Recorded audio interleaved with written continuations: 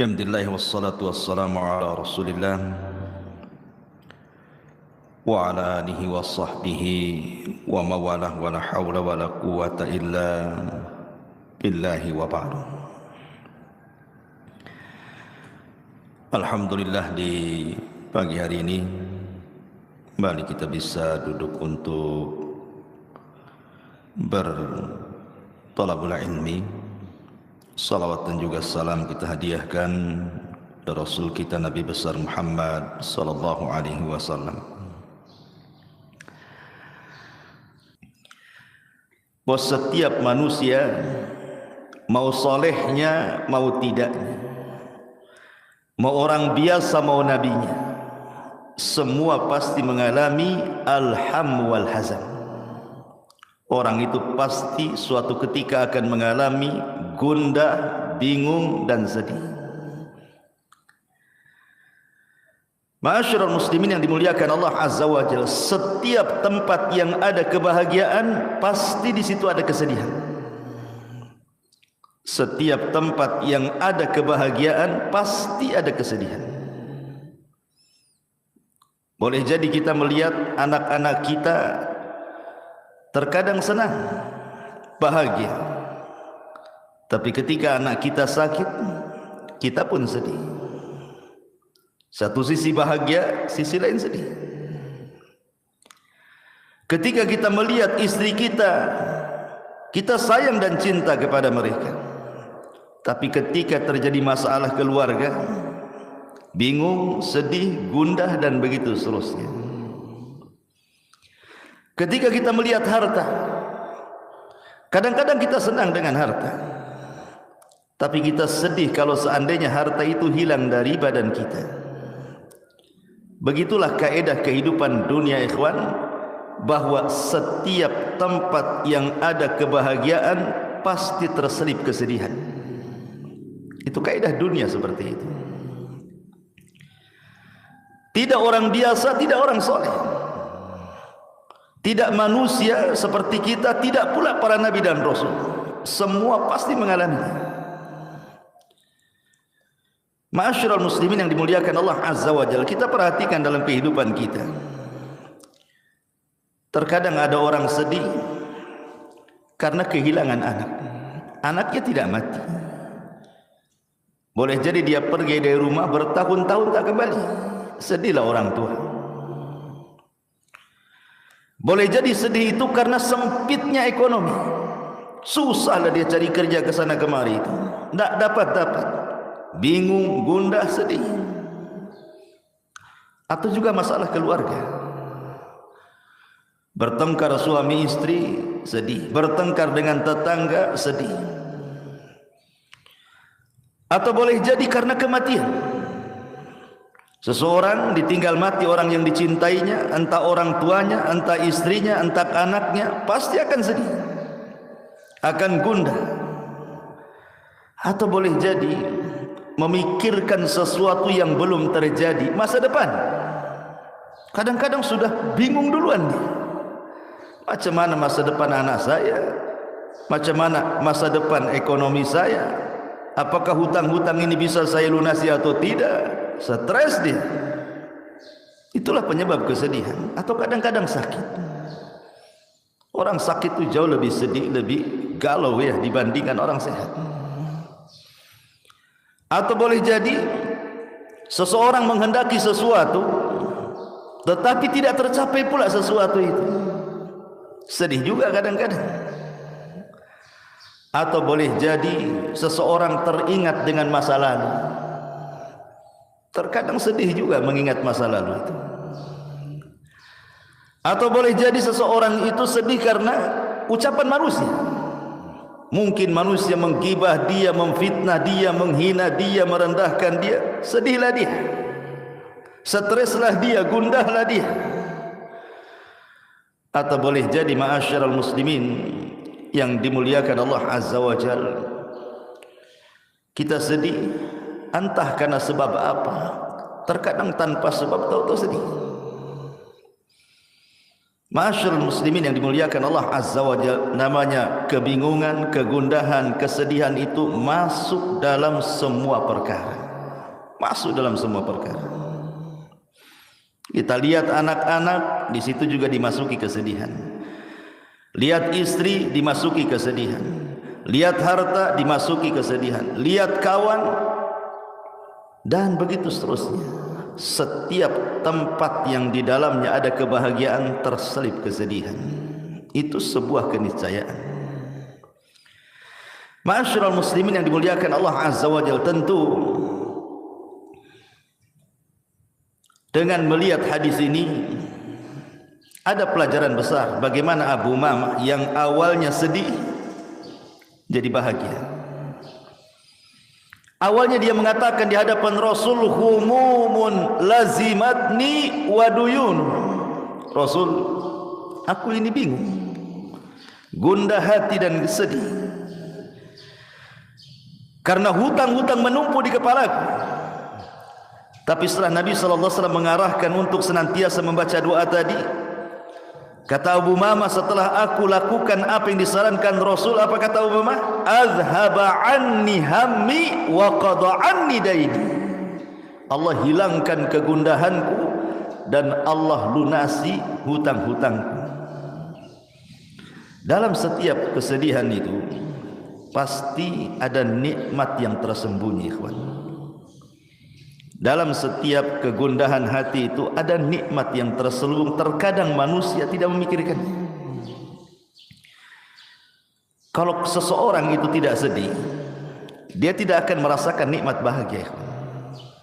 Orang kalau tidak pernah galau, tidak pernah gundah, tidak pernah sedih, tidak akan merasakan nikmat bahagia. Orang kalau tidak pernah sempit kehidupannya, tidak akan pernah merasakan nikmat lapang.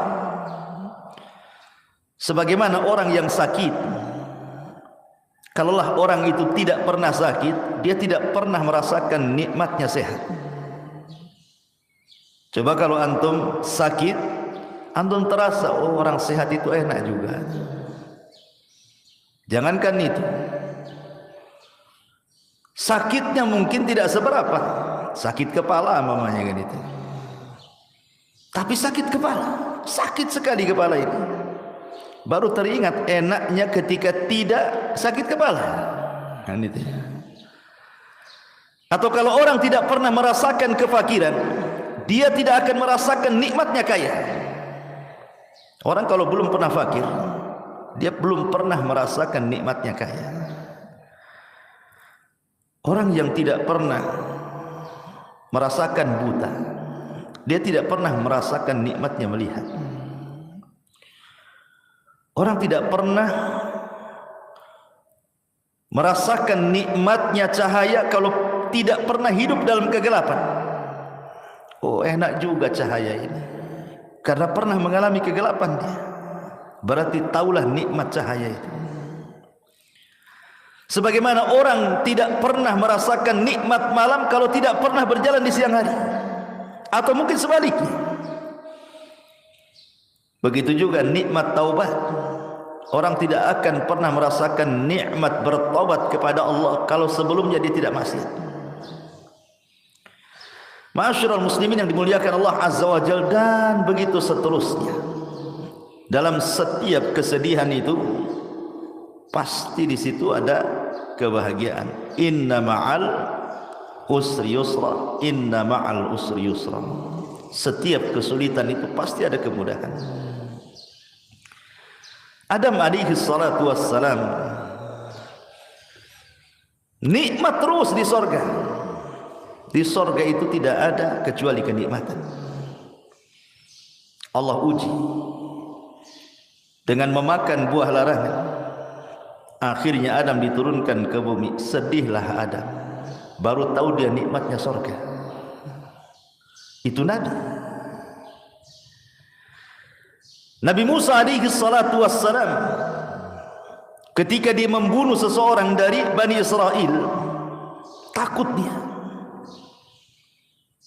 Akhirnya dia pun lari dari Mesir ke Madian.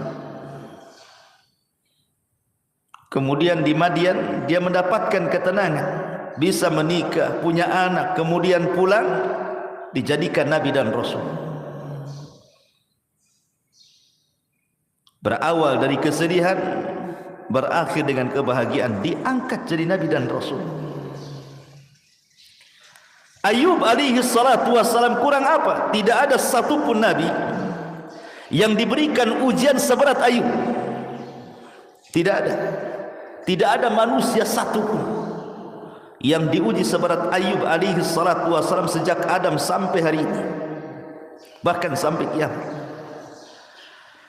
Diuji hartanya habis, anak-anaknya mati, ditimpakan penyakit, dijauhi manusia, dibicarakan manusia, tapi Ayub tidak pernah mengeluh. Dia bersabar dan mengharap pahala Allah Azza wa Jalla. Allah ganti kesedihan dengan kebahagiaan. Allah datangkan kembali nikmatnya, lebih hebat dan lebih jauh, lebih berlipat ganda dibandingkan sebelumnya. Maryam al-Adhra, Maryam bintu Imran, wanita yang tidak pernah keluar dari mihrabnya, sujud, ruku, ibadah gitu.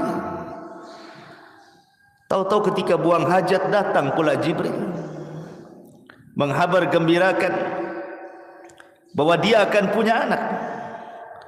Kata Maryam, aku tidak pernah disentuh laki-laki. Macam mana kata-kata manusia nanti kepadaku? Aku punya anak, tak punya laki pula.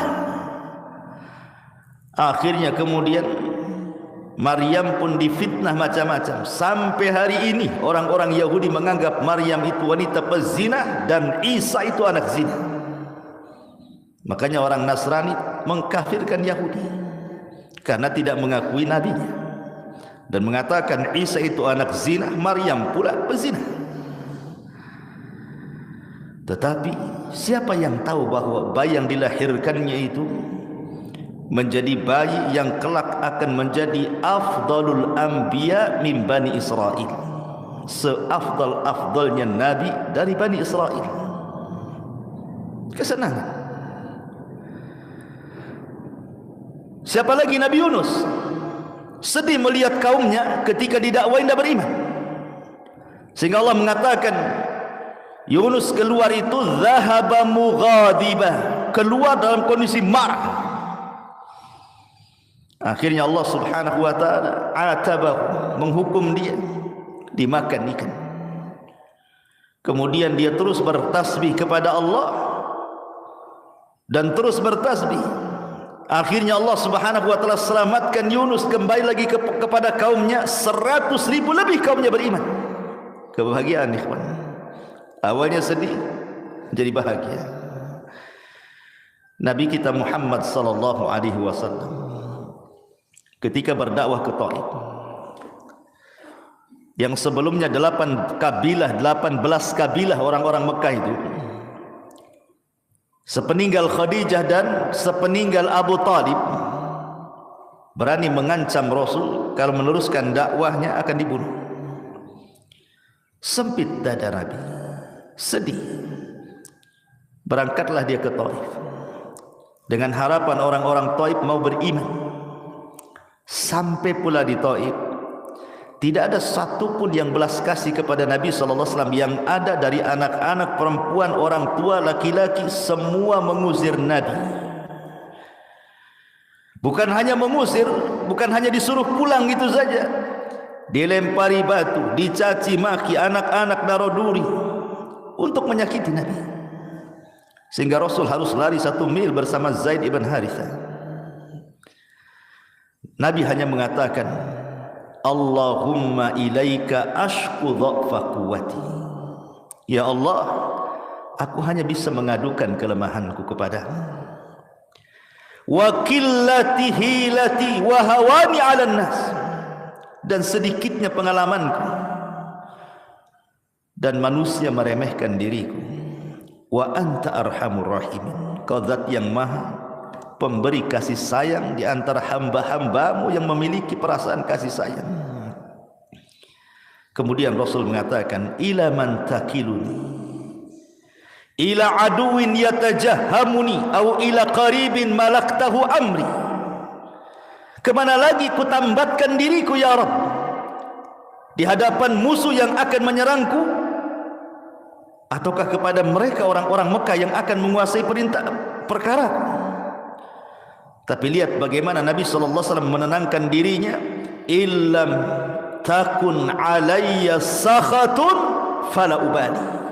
Ya Rabb, asal engkau tidak marah kepadaku, asal engkau tidak murka kepadaku, aku enggak peduli dengan mereka. Seolah-olah Rasul ingin katakan, kalau orang-orang Taif melempariku bukan karena kemurkaanmu kepadaku ya Rabb, aku tidak peduli. Silakan mereka mengatakan apapun soal diriku, yang penting ini bukan bentuk azabmu kepadaku. Rasul menenangkan dirinya. Kemudian masuk lagi ke Mekah, tidak bisa berdakwah sama sekali, malah diusir dari Mekah ke kota Madinah. Ketika Allah tutup satu pintu, di sana Allah buka banyak pintu. Masuk ke kota Madinah, Islam tersebar, dan Rasul pulang ke Mekah, akhirnya membebaskan kota Mekah. Inna ma'al usri yusra. Antum jangan kira ketika antum sedang sedih karena ada kesulitan, tiba-tiba Allah menutup satu pintu, kemudian antum katakan di sana tidak ada pintu. Bahkan di sana banyak pintu yang akan mengarahkan kepada kebahagiaan. Ingat, ketika Allah mengatakan inna ma'al usri yusra, inna ma'al usri yusra, ketika Allah mengatakan al usri menggunakan alif lam. Tapi ketika mengatakan yusran tidak menggunakan alif lam. Apa faedahnya? Alif lam itu menunjukkan ma'rifat, tapi tanwin itu menunjukkan nakirah. Itu belajar bahasa Arab. Di antara tanda-tanda isim ma'rifat, salah satunya dimasuki alif lam. Tanda-tanda isim nakirah, ketika kalimat itu ada tanwinnya, karena hilang alif lam muncul tanwin, hilang tanwin muncul alif lam. Begitulah matematika dalam bahasa Arab. Ma'rifat itu artinya jelas, nakirah itu artinya tidak jelas, umum. Seolah-olah ingin mengatakan inna ma'al usri yusra, inna ma'al usri yusra. Al usri yang pertama adalah usri yang kedua, tapi yusron yang pertama bukan yusron yang kedua. Artinya terkadang satu kesulitan Allah kasih dua kemudahan. Bahkan bukan dua kemudahan, bisa 3 kemudahan, 4 kemudahan, dan begitu seterusnya. Bahasa saya, jikalau Allah Subhanahu wa ta'ala menutup satu pintu, di sana banyak pintu-pintu. Itu maksudnya. Karena Allah Subhanahu wa ta'ala tidak menciptakan kita untuk sedih selamanya, tidak pula menciptakan kita untuk bahagia selamanya. Di sana ada bahagia, di sana ada sedih. Begitulah kehidupan manusia. Ma'asyiral muslimin yang dimuliakan Allah Subhanahu wa ta'ala. Bahkan orang-orang yang kita anggap mereka sedih di mata kita, tapi sebenarnya mereka bahagia di mata Allah Subhanahu wa ta'ala. Wala tahsabanna alladhina qutilu wala tahsabanna alladhina qutilu fi sabilillahi amwata bal ahya 'inda rabbihim yurzaqun. Jangan kau sangka orang-orang yang mati di jalan Allah mereka itu mati, tidak. Mereka hidup dan mereka mendapatkan rizki di hadapan Allah Azza wa Jalla. Itu kan di antara zahir yang kita tampak. Dia meninggalkan, kasihan dia meninggal. Kenapa dia tidak hidup saja? Di mata kita mungkin kita sedih. Salah, dia sedang mendapatkan kebahagiaan. Belum tentu zahirnya sedih, hakikatnya dia sedih, tidak. Terkadang zahirnya saja kita nampak orang sedih, ternyata dia orang yang paling bahagia. Betapa banyak ikhwatu fiddin yang kita anggap orang itu bahagia, dia pula orang yang paling sedih. Lihat orang kaya, kita sangka mereka senang, rupanya banyak orang-orang kaya itu yang sedih.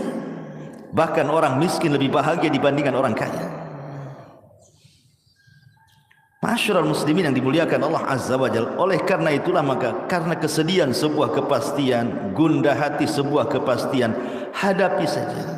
Terkadang ada orang yang belum bisa move on dalam bahasa kita ya, belum bisa melupakan, sehingga sedih dalam hidupnya. Contoh, orang yang terbiasa dengan harta, orang yang terbiasa dengan harta, tiba-tiba hartanya hilang, dia merasa saja bahwa dia masih kaya, petantang petenteng, padahal udah miskin. Kan itu. Orang yang dulunya mungkin mantan jenderal, ketika dia jadi jenderal, gaya, bisa nunjuk orang. Ketika purnawirawan, sudah nggak dihormati orang lagi, tapi dia merasa masih jenderal juga karena pernah jadi jenderal masalahnya kan. Karena ada orang kayak gitu, merasa masih jadi polisi padahal sudah purnawirawan kan. Gayanya jadi RT kayak polisi dia. Ada tuh. Dia belum bisa move on. Kalau nikmat itu sudah nggak ada sebenarnya. Atau orang kalau terbiasa, contoh saja, orang terbiasa kemana-mana punya mobil kan gitu, hilang mobilnya, perasaan masih ada aja, nengok itu, padahal udah nggak ada. Itu ya. Ada orang-orang yang belum bisa melupakan masalah. Orang yang dulunya pernah jadi manajer perusahaan, tidak lagi jadi manajer, masuk ke masyarakat, kayak manajer aja, nunjuk-nunjuk orang aja tuh. Ada orang kayak gitu. Perasaan dia itu masih jadi manajer. Begitulah manusia. Orang kalau terbiasa jadi pejabat, jadi pemimpin, jadi presiden, ketika sudah tidak menjabat, masih seolah-olah dia itu punya jabatan. Ada orang seperti itu. Karena dia belum terbuka, belum bisa menghadapi kenyataan bahasa kitanya ya. Padahal manusia itu akan diputar, watilkal ayyam nudawiluha bainan nas. Hari-hari itu berputar.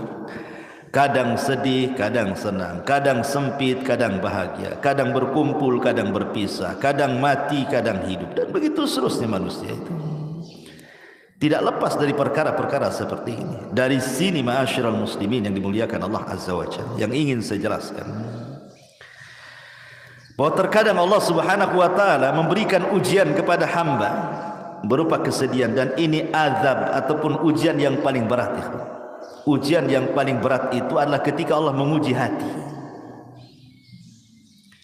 Kalau seandainya yang diuji harta kita hilang dan dia bisa menghadapinya, dia tidak akan sedih.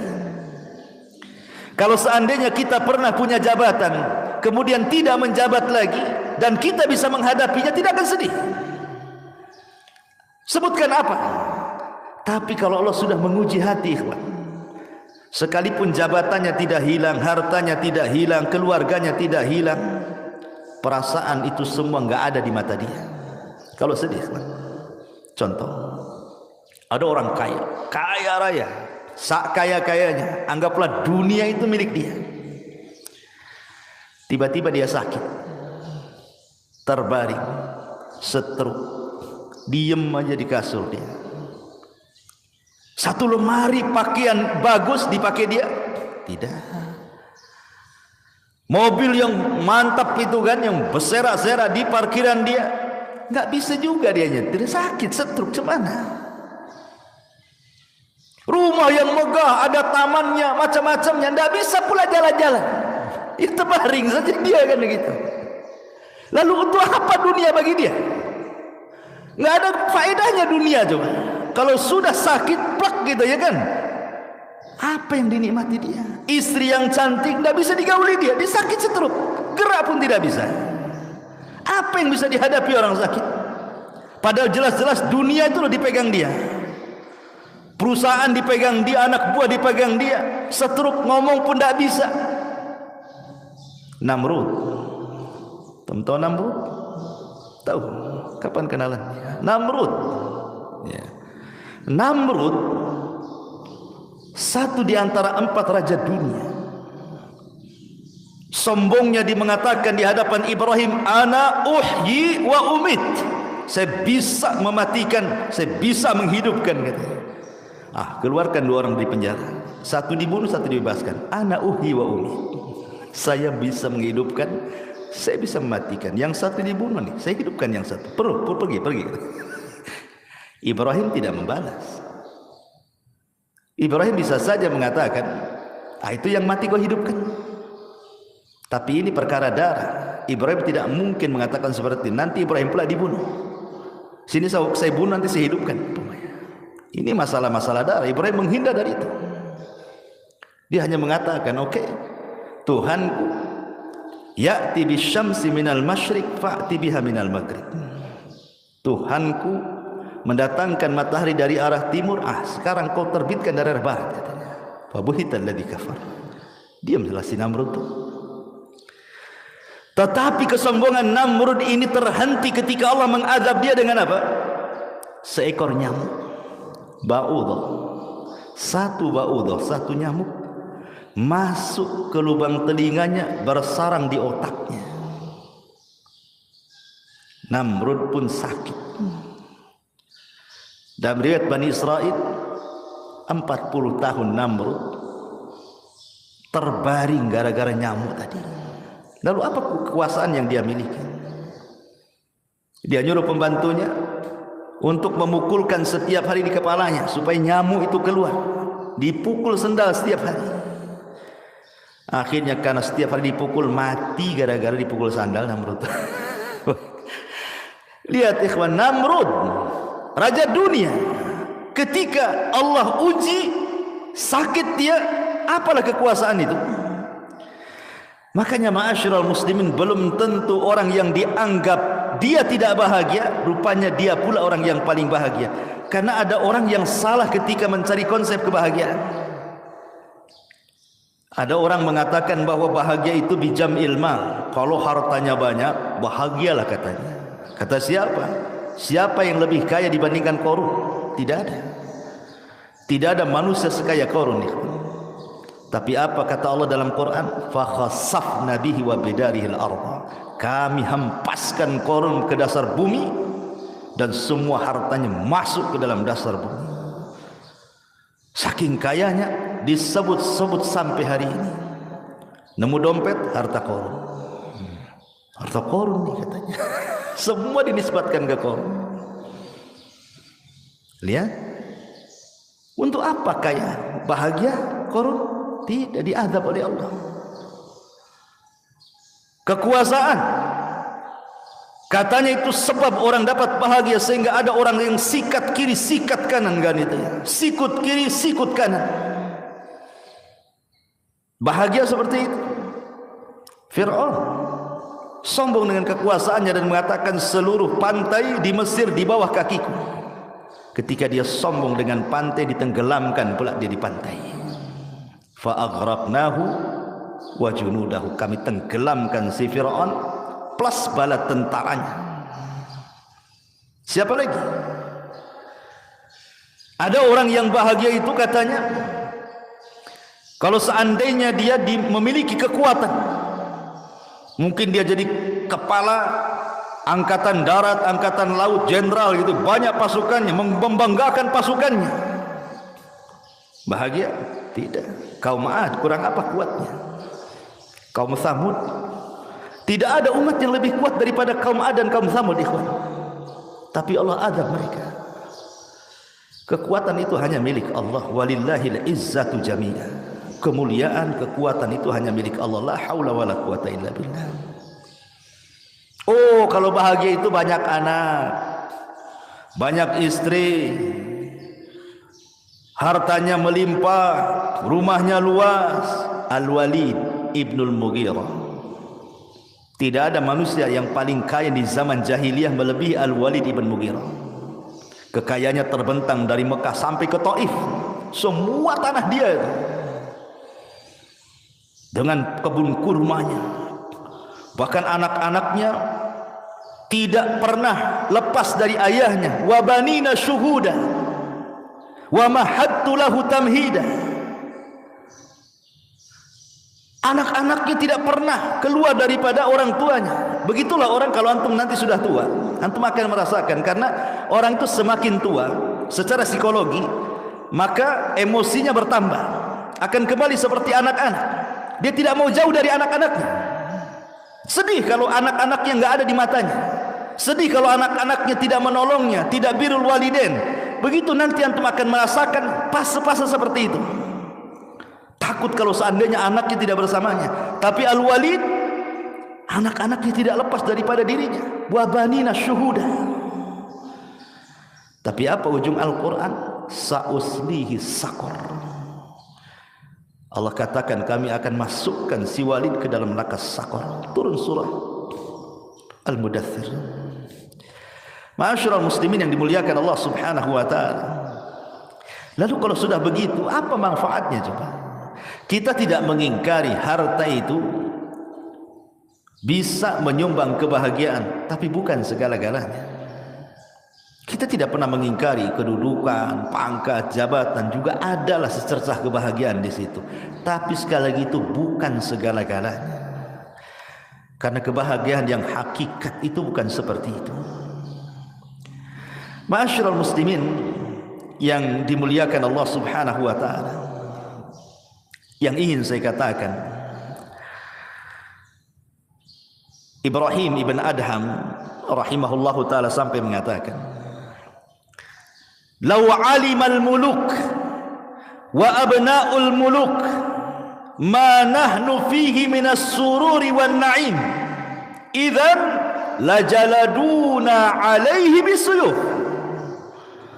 Lihat kata Ibrahim bin Adham, seandainya para raja itu mengetahui atau anak-anak raja itu mengetahui tentang kami para ulama, apa yang kami rasakan dari keindahan, kesenangan, kelapangan hati yang dirasakan para ulama itu, tentu mereka akan memenggal kepala-kepala kami dengan pedang, karena mereka tidak punya kebahagiaan seperti yang kami miliki. Syekhul Islam Ibn Taimiyah rahimahullahu ta'ala suatu ketika pernah sakit, diceritakan Imam Ibnul Qayyim rahimahullahu ta'ala. Sang dokter datang kepada Imam Ibn Taimiyah yang ketika itu Ibn Taimiyah sedang sakit parah, tapi masih disibukkan membaca kitab dan mencatat kitab. Kata sang dokter, "Inna mutala'aka wa kalamaka fil ilmi yazidul marda." Ya Imam, bisa enggak kau berhenti membaca, menulis? Karena itu bisa menambah sakitmu. Kau ini sakit parah, istirahat, banyak tidur. Kata Ibnu Taimiyah, "Wahai dokter, alaisatin nafsu idza farihat surrat qawiyat tabi'atu fadafa'atil marad." Wahai dokter, bukankah kalau jiwa itu tenang, hati senang, gitu kan, itu bisa menguatkan badan kita dan cepat menyembuhkan. Artinya kalau orang sakit terus dipikirkan sakitnya, makin sakit dia. Tapi kalau orang sakit tidak dipikirkan sakitnya, hatinya lapang, tenang, pasti cepat sembuh tuh dari penyakitnya. Kata dokter, tentu, ya betul, memang kaedahnya seperti itu. Maka Ibnu Taimiyah mengatakan, "Ya dokter, tidak ada kebahagiaan dalam hatiku melebihi ini, membaca, menulis, membaca, menulis. Itu tidak ada kebahagiaan dalam hati kecuali ini. Boleh jadi ini yang mempercepat kesembuhan." Kata dokter, "Oh, itu di luar medis itu," katanya. Itu di luar medis. Itu ijtihadmu wahai imam, katanya. Tapi dari sini ma'asyiral muslimin yang dimuliakan Allah Azza wa Jalla, lihat para ulama, mereka bahagia itu karena dekat dengan Allah. Yang bisa membahagiakan manusia itu bukan harta, bukan dekat dengan harta, bukan dekat dengan jabatan, bukan dekat dengan keluarga, tapi kedekatan kita dengan Allah Subhanahu wa taala. Ada satu perkataan Ibnu Mas'ud radhiyallahu anhu mengakhiri kajian kita. Kata Abdullah ibn Mas'ud radhiyallahu anhu, dan ini ucapan Ibnu Mas'ud juga dinukilkan Imam Ibnul Qayyim rahimahullahu taala dalam Madarijus Salikin. Kata beliau, "Utlub qalbaka fi thalathati mawatin." Cari hatimu di 3 tempat. Kalau di 3 tempat ini enggak mendapatkan hati, berarti kau tidak punya hati. Cari hati yang lain, katanya. Yang pertama, inda sama'il Quran. ketika dia mendengar Al-Quran. Cari hatimu di sini. Ketika mendengarkan Quran itu tersentuh atau tidak? Atau biasa saja mendengarkan Quran sama dengan mendengarkan musik? Yang kedua, wa fi majalisi dzikri, di majelis-majelis ilmu. Ada ketenangan enggak di situ? Karena ada orang-orang, ikhwan, coba antum cari kawan yang enggak pernah ngaji, ajak ke sini. Apa pantatnya enggak goyang-goyang? Kapan selesai Ustaz di kamar? Kalau saya ibaratkan dua hewan, ikhwan. Kalau orang yang biasa ngaji itu kayak ikan loncat dari akuarium. Kemudian antum masukkan lagi ke air, tenang dia. Tenang rasanya. Coba antum tangkap burung yang tak pernah disangkar. Masukkan ke sangkar, apa enggak sibuk mau keluar aja tuh. Itulah orang yang jarang ngaji. Antum ajak ke masjid, sibuk aja tuh, mau pulang aja tuh. Apalagi ustadznya ngantuk, ada malas gitu. Seperti itu, ya. Ataupun pamannya, kata beliau, kata sahabat Ibnu Mas'ud radhiyallahu an, wa fi waqtil khalawat, cari hatimu di saat-saat engkau menyendiri. Bangun sepertiga malam, enggak ada orang, semua tidur kecuali antum dengan Allah saja. Kata beliau, fa illam tajidhu fi hadhil mawatin, kalau engkau tidak mendapati hatimu di tiga tempat ini, fa'lam, ketahuilah, annahu la qalbalaka, engkau tidak punya hati. Fasalillaha qalban, minta lagi kepada Allah agar diberikan hati akhar yang lain, gitu. Berarti hatimu mati itu. Minta lagi kepada hati yang lain. Ya. Ini di antara faedah yang disebutkan oleh Abdullah bin Mas'ud radhiyallahu an, subhanaka wa bihamdika asyhadu an la ilaha illa anta astaghfiruka wa atubu ilaik. Allahu ta'ala alam. Assalamualaikum warahmatullahi